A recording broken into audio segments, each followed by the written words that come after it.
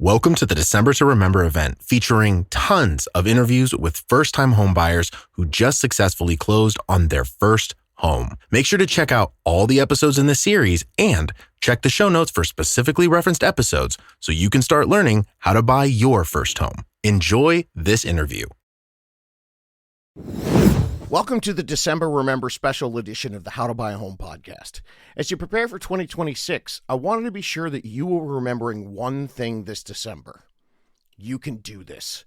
Don't believe the misinformation about the possibilities and options that are out there right now for first-time home buyers. And I can't think of a better format to deliver all of that to you than with less of me and more of real-life people who were renting just like you were last December. And now they're getting ready to put up decorations however the hell they want. They can make holes anywhere. Who cares? They own their home. That's right. The December to Remember is going to feature interviews with new 2025 homeowners. And no, they didn't need giant down payments to be able to afford it, even with what is turning out to be the worst year for first-time homebuyers ever. Recent surveys showed that 71% of renters said that, you know what, they'd still rather own if they had the finances to afford it. The problem for them isn't that 71% doesn't have the finances. It's that no one has revealed to them the affordable purchasing possibilities with the finances they have right now. So great. Education is fantastic, and I know a lot of people out there are offering education. Here at How to Buy a Home, we've been offering it for free for 7 years. But I know what you really want. Results. How do you do it? What's the playbook on how you can get results? Well, no better way to share it than through the stories of real buyers. And we've got a bunch of them. We've got 105 interviews published of real people sharing their real stories. And you can hear how it really happened in an actual transaction and learn the techniques that you want so that you can get results. And this next interview is one that I really am excited to share with you guys. This is Silvia, another single lady, in fact, a single mother who purchased a home, who didn't think she could pull it off. And I love this one because this one didn't come through How to Buy a Home. So nobody here made a dime off of this one. You see, what happened was her brother had used a unicorn, and then her brother just said, hey, why don't you talk to this person? And then after she bought the home, Silvia reached out to me to say, oh my God, my brother gave me this incredible realtor. And my story, I'm so excited about it. I just wanted to tell you. And I said, cool, why don't you tell it to the world? Using your advocate to help you find things, but also putting some of the work in yourself. I don't want to spoil anything, but this whole I can't afford it. Yes, you can with the right team and the right moxie. Yes, I said moxie. Here's Silvia. How to Buy a Home educates, protects, and connects first-time homebuyers to qualified vetted realtors in their area. Whether you're looking for DIY information or step-by-step guidance, How to Buy a Home is the #1 resource for first-time home buyers. Oh, hello, gang. I'm super excited because I got another interview today, and this is Silvia. And the cool thing about this is Silvia's brother was working with a unicorn. So, Silvia didn't even, say, David, get me a unicorn. She just found a unicorn through her brother. And then she reached out and told me, oh my gosh, I'm so excited. Thank you so much. So I had to share her story. So welcome to the show, Silvia. Thank you for being an inspiration to everybody else. Of course. Thank you for inviting me. Now, before I get into your one big thing, I got to get the cool, because you were so excited. You're a single mom who's been working on this and thinking about this and reaching out to me at different times. Mm-hmm. And so when did you close on your home? Last Tuesday. Oh my gosh. Wow. Yeah. So what kind of place did you get? Are you in a place for single family, condo, townhome? What did you end up buying? A single family home. Wow. Yeah. And how much was a single family home in your neck of the woods? $530. $530 as a single mom. Mm-hmm. That's awesome. Okay. So if someone out there is, maybe a little disappointed or a little depressed right now with what's going on, what would you tell them? What's your biggest tip? First thing is research. Do your research, make a plan, build a timetable, and check those boxes as you go, and you can do it. Sounds like you've been listening to the podcast. I love it.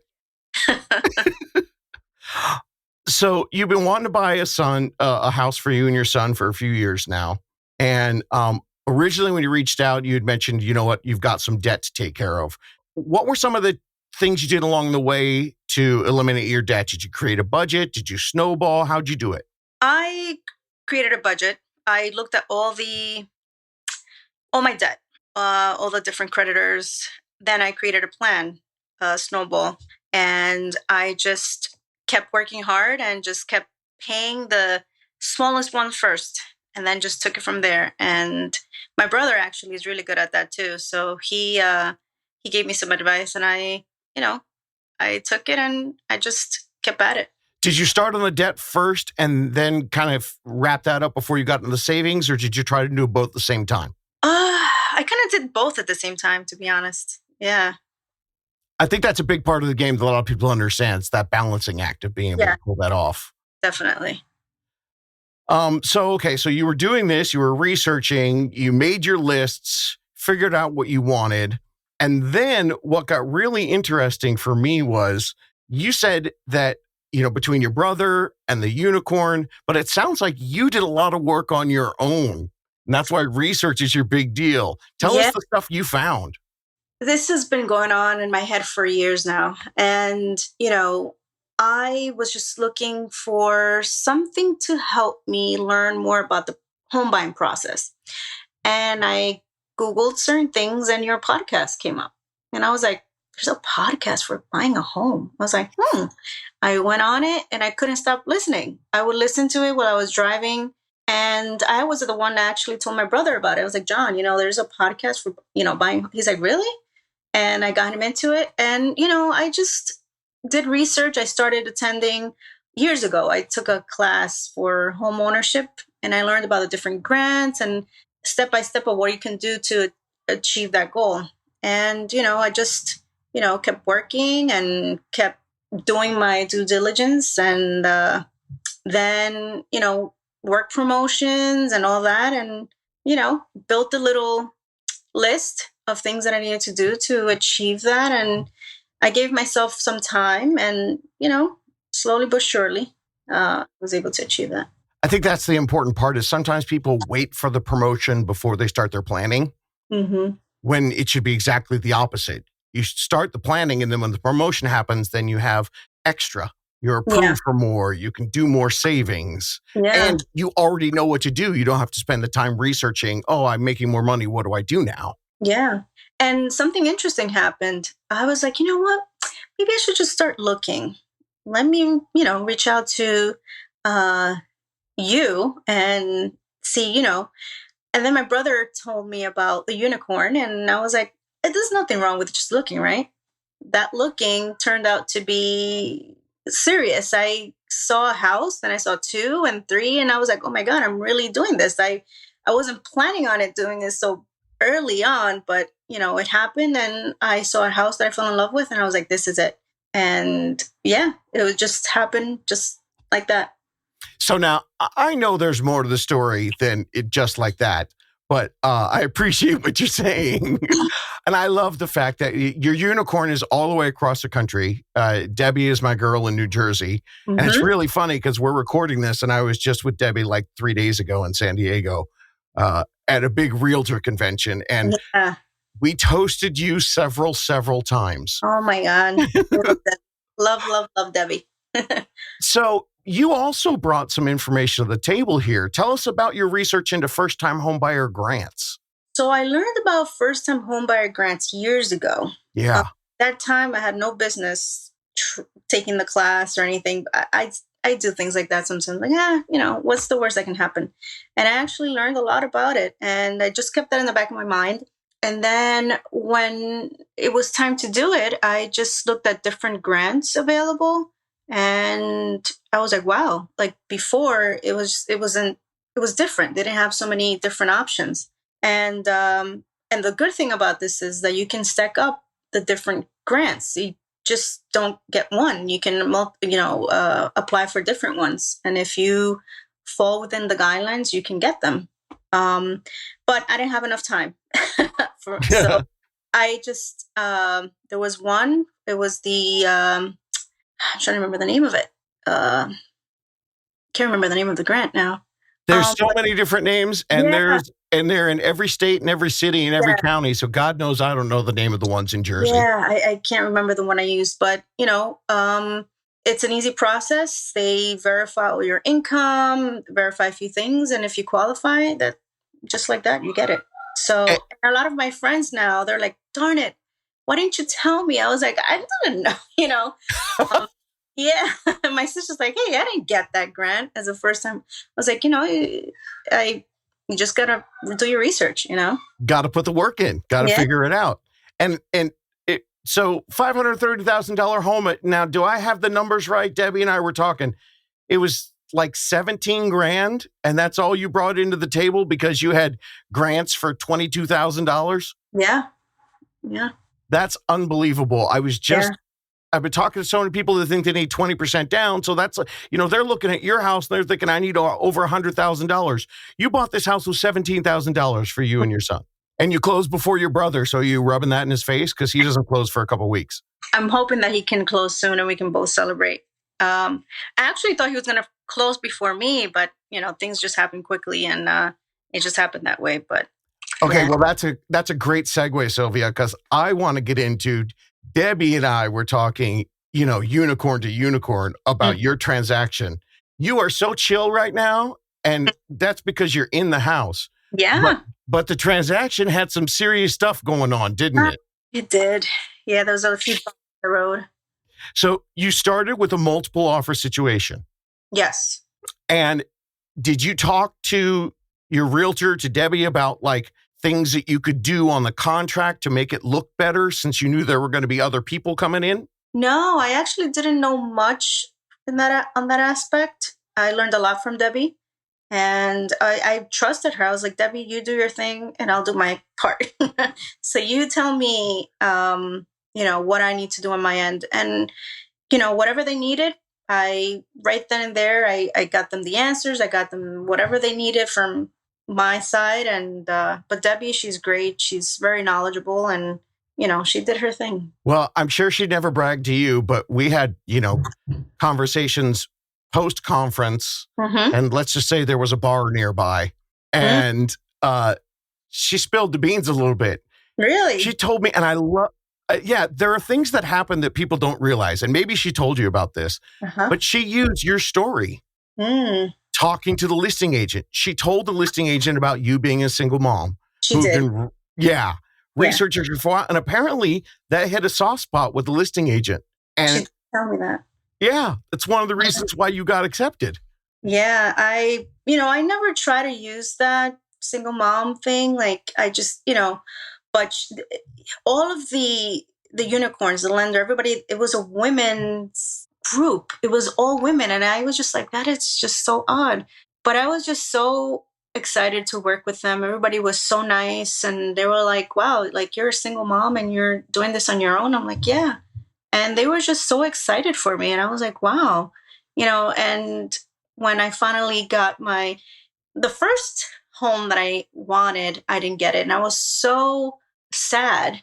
And Debbie, she was like, Silvia, she gave me her experience. She's like, it'll be okay. The next one, she's like, I promise you it's going to be yours. And it happened just like that. It was just so weird. But yeah, Debbie, she's amazing. I wish I had $1 for every time I've heard that story or had that story happen with me and my buyers. Sometimes I get kind of freaked out when people say, if it's meant to be, it's meant to be. Because then I'm like, sorta, but you still got to do the work, man. Yeah. Yeah. But we learn. It's very draining and it's taxing and, yeah. You kind of lose hope and I'm like, oh my God, I have to go through this again. And, but I feel like everything happens for a reason. And this was the home that was meant for me. It was perfect. It's 8 minutes away from my family's house. It's close to work. The neighborhood is beautiful in a beautiful town, beautiful. It's amazing. And then the neighbors now, they come up to me and they introduce themselves. I had deer on my lawn the other day. I'm like, what is going on? I'm a city girl. So this is like, is this really happening? And my son is just beyond excited, having his own room and He's like, Mommy, I'm just so, he tells me, he's like, Mommy, I'm very proud of you. And you're such a good mom. And I'm like, that's all I need to hear, you know? Oh, that warms my heart so much. And I love hearing that. And there are certain times in your life to swallow the pride a little bit. Mm-hmm. And, you don't want to use that single mom thing. Yeah. But I tell people all the time, let it all go when you're buying a home. Yes. Whatever you can get in there. And then you got your women's team. And now you had your wonderful moment with your dear, and your son is proud of you. So let's get into some of the nitty gritty on this actual transaction, because there's some stuff I think people can learn from. Mm-hmm. You guys found water issues in the basement, right? Yes. Okay. And so they were offering, the seller knew this, and they were offering a $5,000 credit, right? Yeah. So that changed things. But then you went ahead and did your home inspection. Yes. And Deb said that you guys discovered some mold and structural issues. So what ended up happening with that? So the owner basically he covered the costs of everything, and which I couldn't believe. I was like, are you serious? She's like, yeah, he's going to pay for everything, And I was like, wow, like it's rare to see this. And so everything was covered. And it is rare, but when you come into the right situation, that's what I tell people all the time. That price negotiation that everybody puts so much emphasis on. Yeah. If you go crazy hard with that, then you don't have any nice cards left. Yeah. You guys got, what Debbie said, you got like 26 grand in credits. Yeah. So you got to do the mold remediation. And got the structural stuff fixed. But here's the thing that I really liked. She told me that you could only get a certain amount of the concessions, because that happens. The sellers can only credit you a certain percentage. So they credited you a big chunk, and then they did the rest of them stuff. And then the rest of the stuff was money that you could pay the people to do the repairs. Yeah. It's that kind of creativity that just blows me away. Now, and you can't Google that, right? No, I had no idea. I was like, Debbie, what are you talking about? So you told me that everything's going to get covered and I don't have to pay for anything. She's like, yeah. I was like, what is going on here? But I just, God is good and she's great. And, she's a single mom herself, single mother. So was her assistant, and so was the lender. It's just like, it was meant to be this whole experience. It was, at one point I was really, what's the word? I was scared. I was frustrated with the amount of time it was taking, but that's just me. But, they really stuck with me and they were like, it's okay. You're going to be fine. And I was like, okay. And I just trusted them and they were amazing to me. At the beginning of the process, did you think that you would be in a situation where you'd be paying so little for a house worth so much? No, first of all, I didn't think it was going to happen. I just I take risks. And I just dive into things and I go in it with a positive mindset, but I'm like, you know what? If it doesn't work out, it doesn't work out. And I honestly did not think it was going to be this quick, this smooth. Like, I didn't think I was going to get the grant. It was just like a lot of great stuff happening. And, I just put my faith and I just let Debbie do her thing. I let everybody do what they needed to do. And, I just trusted them and, everything just happened the way it was supposed to. I'm still like, I can't believe it. I can't believe that I'm here in my own home and I wake up every day and my son is just beyond excited. And it's just, I'm in La La Land still. It's amazing. It's an amazing feeling. There are so many wonderful things that happen with home ownership. But I'm such like a real estate numbers nerd. And obviously your story is amazing and incredible. And you guys have deer. What I love about it is that you basically, if you just ran the numbers into a spreadsheet, you never would have thought you could afford that home because between the grant and the concessions, you got over $50,000 to help you buy this home. Yeah. And if you hadn't, told your brother about the podcast, kept listening to the podcast, kept hearing me say you can do it every day in your ears, then, maybe you might not have approached it. Yeah. And that's the big thing. I get so sad when I hear people stop because they're like, yeah, well, I can only afford $450, but I really want $500. Yeah. Like, well, have you talked to somebody that can maybe show you a way to get $500? Because you could talk to my friend Silvia. She has a deer in her backyard now. And you know what's the crazy part too? I would drive to different areas in Jersey where it's just beautiful. And I would just drive and I'm like, oh, I wish I lived here one day. Like and it actually happened. I drove around this part of town and I was like, this is beautiful. Imagine I had a house here. And I was like, no, I can't afford it. Like the houses around here are like mansions. And lo and behold, here I am in Hawthorne, like 30 minutes or less from the city. Like it's just insane. Wait, you're 30 minutes from the city and 8 minutes from work? Yes, 30 minutes. Actually, 30 minutes from work, and to cross the bridge is like 15, 20 minutes. Yeah. Wow. Yeah. That's incredible. And what was the difference between your rent and your new payment? Were you ready for that? Is it a big difference? Or is it thousands of dollars? There's a difference. Yeah. Yeah. But I look at it in the way that it's an investment. It's mine. And, this house with the renovations that I'm doing to it, it's going to make the house way more valuable than it is right now. So it is, it's more, it's like double. Yep.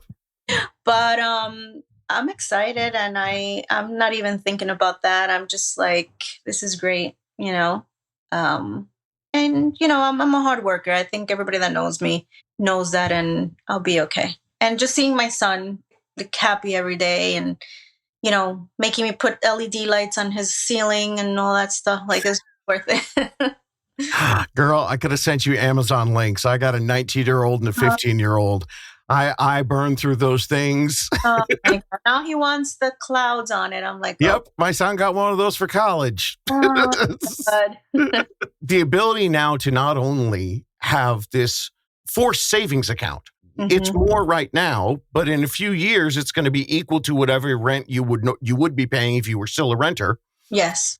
And now you have this extra money that can be for you and your family later on. But what's really cool is when your son is 19, 20, 21, 22, you can give him the education, the knowledge base to help him be a renter for the least amount of years possible. Yeah. That's such an exciting piece to the puzzle.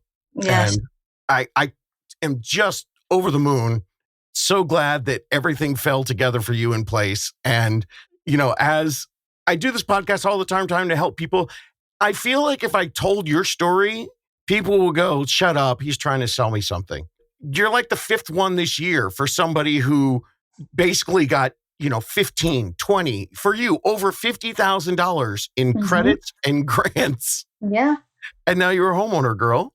Yeah. And, it was amazing that some of my friends are like, wow, like you really did this by yourself. Like no spouse, no family, no nothing. You did this alone. And if you could do it, I could do it too. And I'm like, yeah, like just make a plan and execute that plan and it can happen, That's absolutely the most telling thing you could have said, because I see people that are getting help and doing it.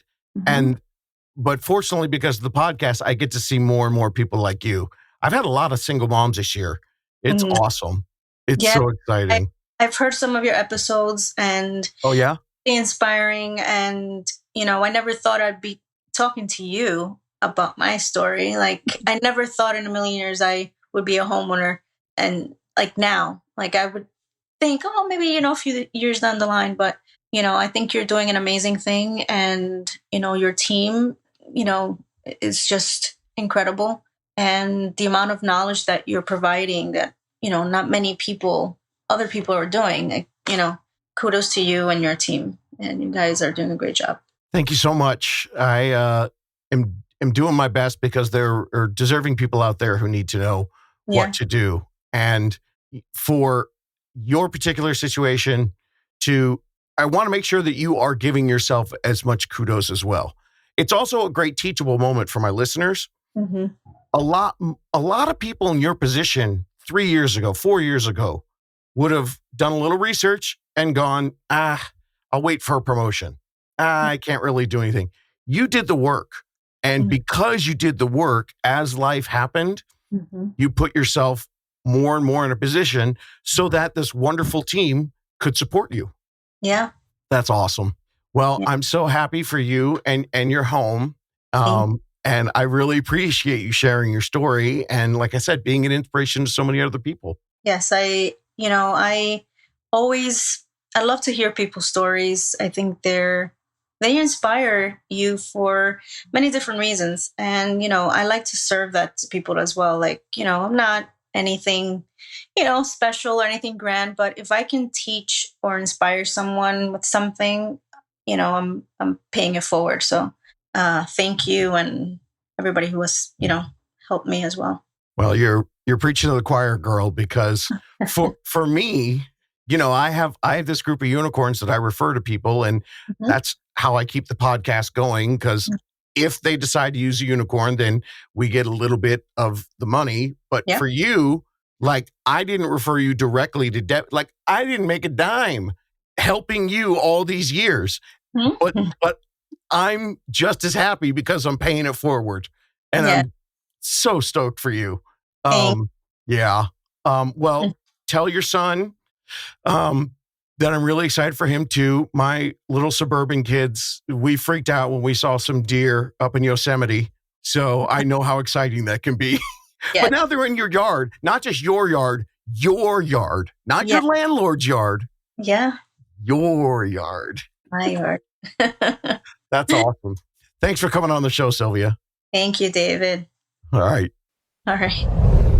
Absolutely one of my favorite stories. It's just so exciting to hear. I love just giving this information out to everyone. And I don't care if you use a unicorn, you find your own unicorn, or someone tells you, hey, go to this unicorn. Tell me your story, everybody. I mean, Silvia, she said she listened to other interviews and she thought, oh my gosh, that would be so exciting if that could be me one day. Well, boy, that story has so many tips, tactics, not to mention motivation and inspiration. So yeah, Silvia, you did it. You're on the podcast. Now, if you guys like this interview, there's more coming in the December to remember. Remember, you can do this. There's 105 different episodes. Well, now 106 in the episode guide and the show notes. So you can go back and listen to a bunch of different interviews. And in that episode guide, you will find specific topics that some of the interviews address. So it can really help you. Not to mention the link to the 19-year-old who pounced on last year's winter window of buyer's opportunity. And this year, it's happening again. And of course, your chance is going to start when you reach out to howtobuyahome.com. Grab yourself a unicorn team. And even if you don't think you're going to be ready till next winter, that's what we do differently here. We're going to offer professional guidance months, even years out. The entire goal for us is to set you up strategically. We give you practical action steps that you can do each month, even if you're 12 or 18 months away. And then what happens as you build a plan and as the market shifts and changes, you discover new affordability options, things that can work for you in any market. I mean, look at Silvia's story. We bring you the pros early because creating options is what it's all about. You can do this. Looking for more DIY education or your own personal step-by-step guidance through the home buying journey? Since 2019, How to Buy a Home has been the #1 resource for first-time home buyers. So visit howtobuyahome.com to get started.